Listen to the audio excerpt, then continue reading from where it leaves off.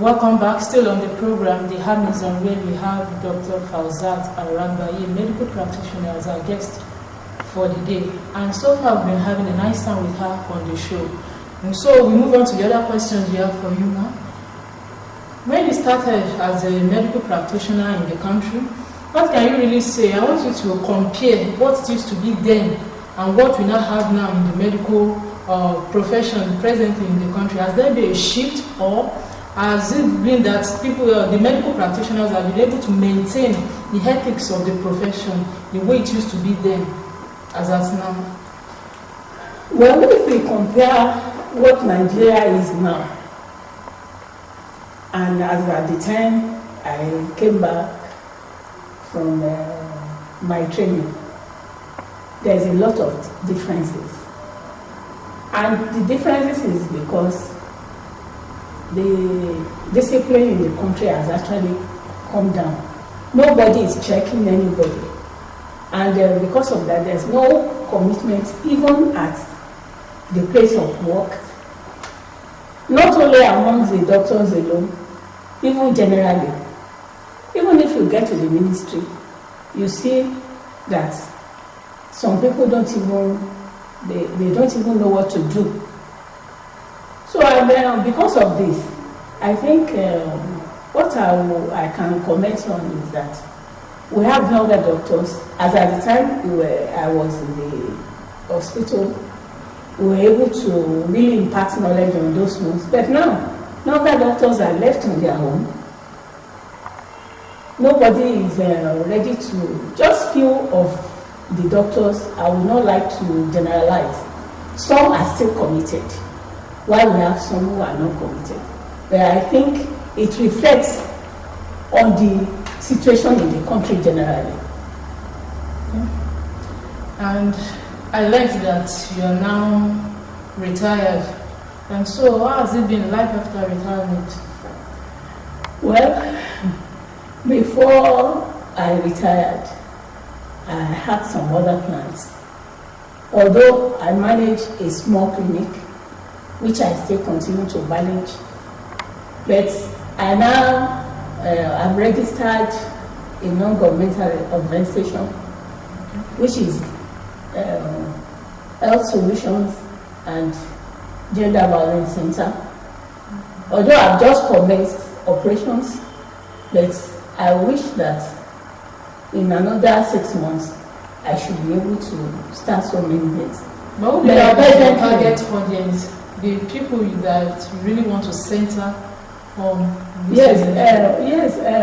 What my target is not really on a particular issue, but is on health issues.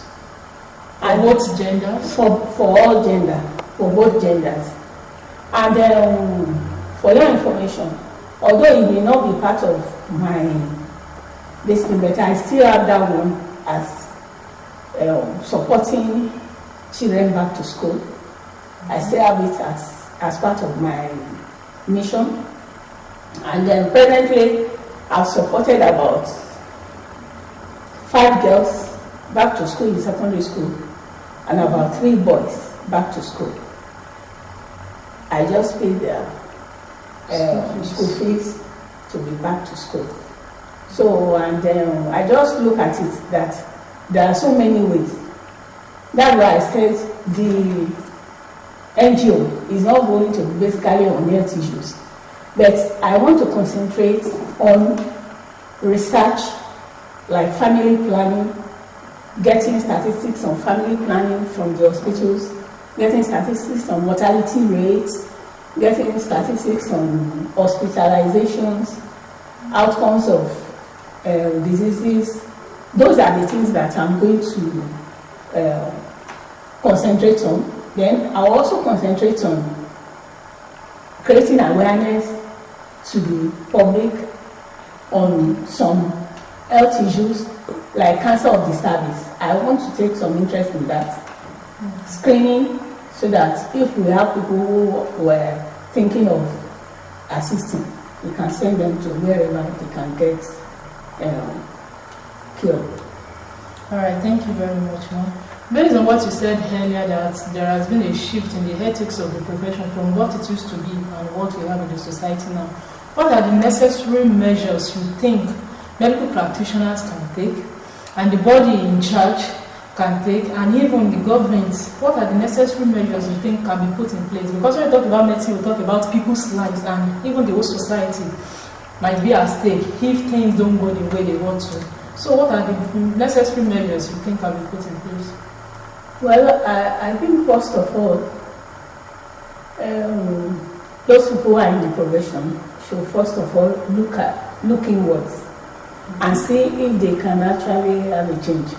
But from the way I look at things, by the time I retired from the Hospital's Management Board as the director, I think the challenges can only be solved one way. One, the government should be proactive in dealing with the situation. For one reason or the other, they can use some ways, some methods of checking attendance of the staff, checking attendance, and also going into records of what they have been able to achieve at work, getting the statistics of what a doctor or a nurse or whoever is in the health profession has been able to achieve within a month. And from that record, they will be able to really ascertain whether the health workers are actually performing. So there should be thorough supervision. Yes, of the activities. Then another thing that I think we can do is maybe they can be clocking in and clocking out. Right. So that way of the normal register. Yes, they should just clock in, and that device will work. Then apart from that, then from time to time, the people in the authority should go in and check those people who are in and out of their job. That's a very good one from you. And also that the body is concerned will take note of this and act where necessary. So let's divert a little bit from your profession. I'd just like to hear from you. How has it been your marital life? Well, I'm blessed with 4 children. My husband is also retired now. He is a civil engineer. He has set up his own consultancy firm. I don't stay at home like I told you. As I have some farms that I'm managing. Although I have cassava, yam. Those are the farms. It's just on the lease. It's not that I bought the land. It's a leasehold land that I have some things that I found there. So as a medical practitioner, you will still go into crop production? Crop? You can't, that's not crop production. Just look at the spirit farming is just small scale farming. Okay. Small scale farming. Then apart from that, I'm also engaged in Islamic organization jobs. Presently, I'm the Zonal Women Secretary Ondo State for NASPAT. And my job is to actually coordinate all the branches, women in all the branches in the state. And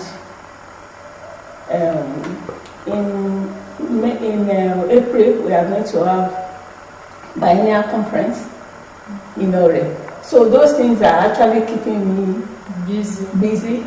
But do you relax at all? Why not? I relax. In the mornings, I try as much as possible to have at least 30 minutes exercise. Then prepare the meal at home. Well, what other recreational activities do you indulge in? Do you have certain games that you Well, I cannot say that I have certain games, but I write for newspapers. I'm a columnist on health issues with open newspapers. So most of the time I write. I read and write. That's good. Because of time, we'll be able to go further than this on this edition of the Harmism. But before we go, I would like you to drop a word or two for the nursing mothers at home. What do you think will be useful for them in a time like this? Yes, I'm very happy that you are bringing up this type of request. I would say not request, but that I should give them some advice. My advice to nursing mothers at home is that they should create time to play with their small kids, and they should try as much as possible not to put them at the back. They should create at least 1 hour in a day to talk with the children. Then while they are moving on bikes, they should try and cover the heads of their children, of the babies especially, because some of them will cover their own head. They will forget to cover the head of their children. We know it's inevitable for some people not to go on bike, but then they should please take care of their children. So we've had it all from Dr. Faozat Aragbaye. Thank you very much, Ma, for coming on the show. We sincerely appreciate you, and we do hope that next time when we call on you, you're going to answer us. Thank you once again. Thank you. And that has been an amazing moment with Dr. Faozat Aragbaye, a medical and a general practitioner in medicine. And from my experiences that she has shared so far, we've learned a lot. And I know that even medical practitioners, young medical practitioners out there, would have picked a word or two that will help them in their profession. And that's all we have for you today on the program, The Harmism. Until next week, when I will be coming your way, do know that every week we are going to be bringing in women who are resourceful, women who have made it and who have great impact in the society. And that's one reason why you need to stay glued to this program. You have no other option than The Harmism. Till next week when I will be coming your way, do stay blessed.